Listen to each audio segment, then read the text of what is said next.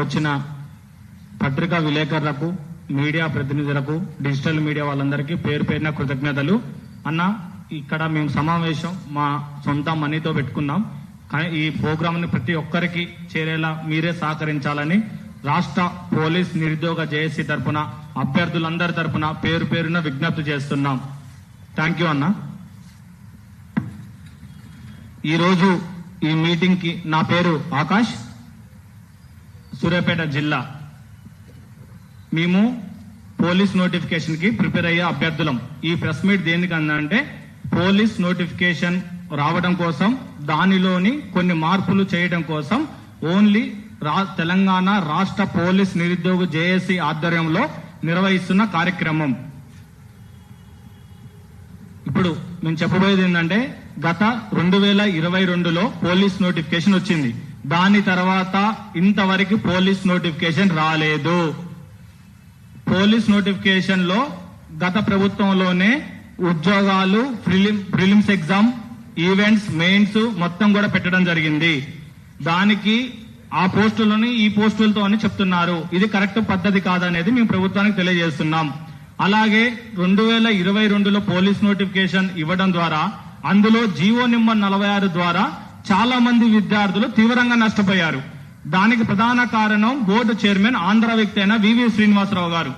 ఆయన్ని మేము సూటిగా ఈ మీడియా సాక్షిగా ప్రశ్నించాలనుకుంటున్నాం. అసలు ఈ ప్రెస్ మీట్ పెట్టింది ముఖ్యంగా ఆయన మీద మేము కొన్ని ఆరోపణలు చేయడానికి ఆయన మాకు సమాధానం చెప్పాలి వెంటనే. ఇది 2022లో పోలీస్ నోటిఫికేషన్ లో హైకోర్టులో స్టే ఉన్నా కూడా రిజల్ట్ ఇవ్వడం జరిగింది. అలా కాకుండా ఈవెంట్స్ లో కొన్ని తప్పులు జరిగినాయని పోరాడి కోర్టుల కేసు ఉండగా కూడా దానికి కూడా రిజల్ట్ ఇవ్వడం, దాన్ని కూడా ముందుకు కొనసాగించాడు. అలాగే కొన్ని క్వశ్చన్లు కూడా తప్పుగా ఉన్నాయని మెయిన్స్ ఎగ్జామ్ లో హైకోర్టు సింగిల్ బెంచ్ జడ్జిమెంట్ ఇచ్చే లోపే దానిని కూడా రిజల్ట్ ఇవ్వడం జరిగింది. దాని వల్ల మెరిట్ మార్కులు సాధించుకున్న గ్రామీణ ప్రాంత విద్యార్థులు తీవ్రంగా అన్యాయం జరిగింది. ఆ మార్కులు సింగిల్ బెంచ్, డివిజన్ బెంచ్ అనుకూలంగా ఇచ్చినా కూడా దానిని సుప్రీంకోర్టు దాకా పోయిండు. సుప్రీంకోర్టు దాకా పోయి గత ప్రభుత్వాన్ని కూలదోయడంలో ప్రధాన పాత్ర ఇతను వివి శ్రీనివాసరావుది. ఇప్పుడు ఈ ప్రభుత్వాన్ని కూడా కూలదోయడంలో ప్రధాన పాత్ర ఇతనే వహిస్తున్నాడు. ఇతను ఎందుకు ఉంచుతురు అనేది అర్థం కావట్లేదు. గత ప్రభుత్వంలో చెప్పినా కూడా, మినిస్టర్ స్థాయి వాళ్ళు కాల్ చేసి చెప్పినా కూడా రిజల్ట్ ఆపకుండా ఇచ్చేసాడు. ఇప్పుడు ఫేక్ సర్టిఫికేట్ల ద్వారా మొన్న 60 మంది దొరికిరు. ఈ 60 మందికి ఉద్యోగాలు ఇవ్వడం ద్వారా గతంలో ఈ 60 మంది మెరిట్ మార్కులు సాధించుకున్న విద్యార్థుల పరిస్థితి ఏమిటి? దీని మీద ఇంతవరకు బోర్డు చైర్మన్ ఎందుకు స్పందించట్లేదు? ఈ ఉద్యోగాలు అమ్ముకున్నాడా, లేకపోతే ఎవరికైనా ఇచ్చారా? తొందరగా ఎల్బీ స్టేడియంలో నియామక పత్రాలు ఇచ్చేటట్టు చేసి ఎవరిని లబ్ధి పొందడం కోసం, ఎవరిని దాపరికం కోసం ఈ సర్టిఫికేట్లు ఒకసారి మీరందరూ కూడా దీన్ని కవర్ చేయవలసిందిగా విజ్ఞప్తి చేస్తున్నాం. 60 మందికి ఫేక్ సర్టిఫికేట్ల ద్వారా ఉద్యోగాలు ఇచ్చాడు. దాని ద్వారా 60 మంది మెరిట్ విద్యార్థులు నష్టపోయారు. వాళ్ళందరి లిస్ట్ ఎందుకు బయట పెట్టట్లేదు బోర్డు చైర్మన్? దీనిలో మతలబేంది? ఆ రోజు వచ్చిన న్యూస్ ఇంతవరకు ఎందుకు రావట్లేదు? అసలు ఈయన ఆంధ్ర అధికారి పెత్తనమేంది? జీవో నెంబర్ 46 అని గత రిక్రూట్మెంట్ లో తయారు చేశాడు. ఆ రిక్రూట్మెంట్ లో ఒక రిక్రూట్మెంట్ లో 100 జీవోలు ఉంటాయి. కానీ ఆ జీవోలు ఒక్కటి కూడా ఎవరు ఇంటర్ గ్రామీణ ప్రాంత విద్యార్థులు 12వ తరగతి చదువుకుని వచ్చిన పిల్లగాళ్ళు జీవోలు చదువుతారండి? ఎక్కడైనా చదువుతారా ఈ జీవోలు? హోమ్ మినిస్టర్ కే జీవో నెంబర్ 46 తెలియనప్పుడు గత ప్రభుత్వంలో ఈయనకి ఎట్లా తెలుస్తుంది? అసలు ఇతన్ని ఎవరు అడిగిన జీవో నెంబర్ తెలుసుకోవాలని? జీవో నెంబర్ 46 చేసినవాడు సోమేష్ కుమార్, బీహార్కి చెందిన వ్యక్తి. అతను అవినీతిలో ఏపీలో దొరకపోతే వాలంటీర్ రిటైర్మెంట్ తీసుకున్నాడు. ఈ బోర్డు చైర్మన్ ఏమో ఇంకా అదే బోర్డు అదే కుర్చీలో కూర్చొని దాన్ని పట్టుకొని వేలాడుతున్నాడు. ఎందుకు రాజీనామా చేయట్లేదు? అతను ఉన్న స్వరాష్ట్రంలోనేమో ఆంధ్రప్రదేశ్ కి సంబంధించిన కటాఫ్ ఏమో స్టేట్ కటాఫ్ ఇస్తాడు. కానీ ఈ రాష్ట్రంలోనేమో జిల్లా వైజ్ గా జనాభా ప్రతిపాదకం తీసుకుంటాడు. నీ బిడ్డల మీద ప్రమాణం చేసి చెప్పు, ఈ జీవో అనేది 2023 జూన్ 26 వరకు మీకు తెలుసా? మేము అందరం ప్రశ్నిస్తున్నాం. 2022లో నోటిఫికేషన్ వచ్చినప్పుడు ఈ జీవో తయారు చేయబడిందా, లేదా 2023 జూన్ 26 తర్వాత ఈ జీవో అనేది తయారు చేయబడింది అనేది నువ్వు అందరికి సమాధానం చెప్పాలి బహిరంగంగా. లేకపోతే ఏదైనా గుళ్ళకి వచ్చి ప్రమాణం అనేది చేయాలి నువ్వు నిరుద్యోగుల మీద. నీ వల్ల 16 మంది 18 మంది గ్రామీణ విద్యార్థులు చచ్చిపోయారు. నువ్వు వాళ్ళందరూ ఉసురు నీకు ఖచ్చితంగా తగులుతుంది.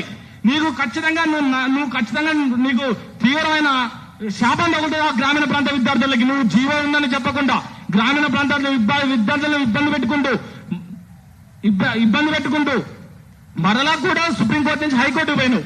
అలాగే ఈ గవర్నమెంట్ కూడా, కాంగ్రెస్ గవర్నమెంట్ కూడా గత ప్రభుత్వంలో జరిగిన తప్పులను మేము రాగానే కూడా నోటిఫికేషన్ లో జీవో నెంబర్ 46 రద్దు చేసి నష్టపోయిన గ్రామీణ ప్రాంత విద్యార్థులకు న్యాయం చేస్తామని హామీ ఇచ్చారు. కానీ తిరిగి కాళ్ళు చెప్పులు అరుగుతున్నాయి కానీ ఇంకా న్యాయం దక్కట్లేదు. దీనిలో ఉన్న మతలబేంది? ఓట్లేసింది మేమా బోర్డు చైర్మన్? మేము అడిగినప్పుడు బోర్డు చైర్మన్ చెప్తున్నానని అడుగుతున్నారు. బోర్డు చైర్మన్ కన్నా అధికారం మీకెక్కువ ఉందా, బోర్డు చైర్మన్ కి ఎక్కువ ఉందా? మేము సూటిగా అడుగుతున్నాం. ఓట్లేసింది మేము. ఈ రోజు మేము వస్తుంటే గన్మెన్లు నెట్టేస్తారు. ఆ గన్మెన్లు రావడానికి గల కారణం మేము. గుర్తుపెట్టుకోవాలి ప్రతి ఒక్కరు. ఈ లైవ్ చూడండి, మా కళ్ళల్లో కన్నీళ్ళు వస్తున్నాయి. మేము ఏ రాజకీయ పార్టీ తరఫున కాదు, మేమందరం మీ చుట్టూ తిరిగిన విద్యార్థులు, మీతో తిరిగిన విద్యార్థులమే డైలీ. కానీ మాకు ఎందుకు న్యాయం చేయట్లేదు? 18 మంది విద్యార్థులు చచ్చిపోయారు. 4 జిల్లాలనే కాంగ్రెస్ పార్టీ వచ్చింది. ఉమ్మడి నల్గొండ జిల్లా, మహబూబ్ నగర్ జిల్లా, వరంగల్ జిల్లా, నల్గొండ జిల్లా, ఈ 4 జిల్లాల కాంగ్రెస్ పార్టీ అధికారంలో రావడం జరిగింది. కానీ జీవో నెంబర్ 46 మీద కమిటీకి అధ్యక్షుని ఎవరు వేసారు? సంగారెడ్డికి చెందిన దామోదర్ రాజు నరసింహను కమిటీకి అధ్యక్షుని వేయడం ద్వారా ఆయన జిల్లాలో మంచి ఉద్యోగాలు వచ్చినాయి. కానీ ఆయన జిల్లాలో మంచి ఉద్యోగాలు వచ్చినప్పుడు ఆయన నష్టమైన జిల్లాలకు న్యాయం చేస్తాడా? ఈ 4 జిల్లాల నుంచి గెలిచిన ఎమ్మెల్యేలు ఏం చేస్తున్నారు? మేము సూటిగా అడుగుతున్నాం. మిమ్మల్ని ఏం తిట్టడానికి రాలేదు, మేము మిమ్మల్ని సూటిగా అడుగుతున్నాం.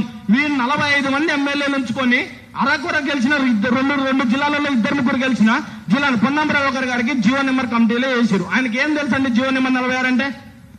ఎన్నిసార్లు తిరగాలి, ఎన్నిసార్లు అడగాలి? అడిగి నోరు పోతుంది. అసలుకి తిరిగి డబ్బులు ఖర్చు పెడుతున్నాం. ఈ బోర్డు చైర్మన్ కి ఇన్ని లక్షలు మా మీద ఖర్చు పెట్టడానికి ఎవడు అధికారం ఇచ్చిండు? మేము కట్టే పన్నులతోటి, మేము ఇచ్చే డబ్బులతోటి, ట్యాక్స్ తోటి మమ్మల్ని అరిగోసలు పెట్టుకుంటా ఢిల్లీ నుంచి సుప్రీంకోర్టు తిరుగుతుండు. గ్రామీణ ప్రాంత విద్యార్థి, ఒక మారుమూల గ్రామంలో చెందిన వ్యక్తి ఢిల్లీ వెళ్లి ఖర్చు పెట్టుకోవడం న్యాయమేనా? ఇది ఎక్కడికి న్యాయం? ఈ ప్రభుత్వం ఏం చేస్తుంది? మీ ప్రభుత్వాన్ని విమర్శించడం కాదు, మేము సూటిగా క్వశ్చన్ చేస్తున్నాం. అసలు మీరు 70,000 ఉద్యోగాలు ఇచ్చినట్టారు. నష్టపోయిన 2,000 మంది గ్రామీణ ప్రాంత విద్యార్థులకి ఉద్యోగాలు ఇవ్వడం వల్ల మీకు వచ్చిన నష్టం ఏంటిది? అసలు ఆ బోర్డు చైర్మన్ ఎవడు?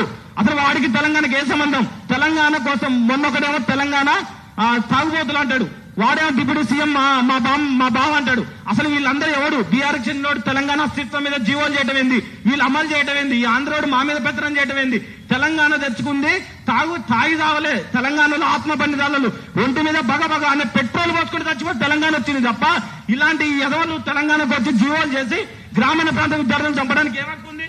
ఇతను చచ్చిపోయాడు దేవార్జును. ఇతని కుటుంబానికి ఎవడు 127 మార్కులు వచ్చి ఉద్యోగం సాధించలేదు. కాంగ్రెస్ పార్టీకి ఓటు వస్తే న్యాయం జరుగుతుందని చెప్పారు. కానీ ఎందుకు సరిపోవట్లేదు? అసలుకి జీవోలు మినిస్టర్లకి నేను అడుగుతున్న సూటిగా, మీ 5-6 సార్లు గెలిచినోడికి మినిస్టర్ పదవి ఏంటండి? ఎవరికైనా లోక జ్ఞానం తెలిసినోడికి ఫస్ట్ సార్ అయినా ఎవడైనా కూడా అన్ని తెలిసిన వాళ్ళకి ఆ మంత్రి పదవులు ఇవ్వాలి. ఒక జీవో పట్టుకొని తెలిస్తే నాకు తెలియదు అని మాట్లాడుతున్న వ్యక్తులకి ఈ మంత్రి పదవులు ఏందండి? నాకు అర్థం కావట్లేదు. వీళ్ళు పోయి అధికారులు అడుగుతారు, అధికారి ఇది కాదంటాడు. కాదన్నప్పుడు అధికారిగా మేము ఓటేసింది మేమా? అధికారిపై తిరిగితే గెలిచిరా మీరు? మేము గెలిచినా అనాలి, ఒకటే అనాలి.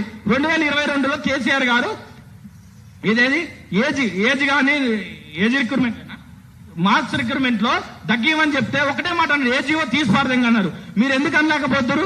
బోర్డు చైర్మన్ కి ఎక్కువ పెత్తనం ఉందా, మీకు ఎక్కువ ఉందా? తిరిగి అరికాల్లో వెళ్తున్నాం, చేతులు కళ్ళమడి కన్నీళ్ళు వస్తున్నాయి, డబ్బులు అప్పులు తెచ్చి కడుతున్నాం, కళ్ళమడి నీళ్లు బాధలు వస్తున్నాయి. ఏం చేయాలి?